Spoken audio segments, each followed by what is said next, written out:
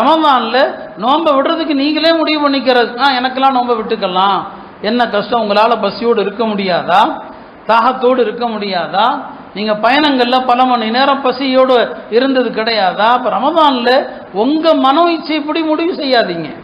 இது ஒரு கட்டாயமான ஃபரது. இது மார்க்கத்தினுடைய 5 கடமைகளில் ஒரு கடமை. இது உங்கள் மனோ இச்சைப்படி எனக்கு வயசாயிடுச்சு, நான் நோன்பு வைக்கிறதுக்கு தேவையில்லை என்று நீங்கள் உங்கள் மனோ இச்சைப்படி முடிவு செய்தால் மிகப்பெரிய குற்றவாளி. ரமதானுடைய மாதத்தில் இந்த பாவத்தை செய்யாதீங்க.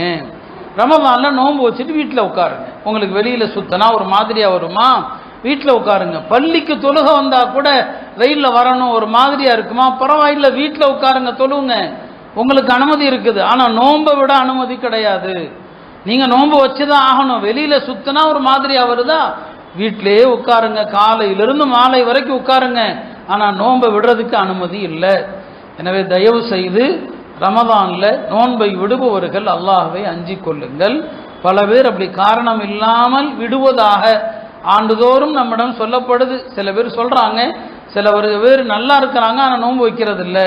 அல்லாஹ் அஞ்சு கொள்ளுங்க. வாழ்க்கையில் அப்படி பல தடவை தவறு செஞ்சிருந்தா தௌபா செய்யுங்க. இந்த ஆண்டு முதல் முயற்சி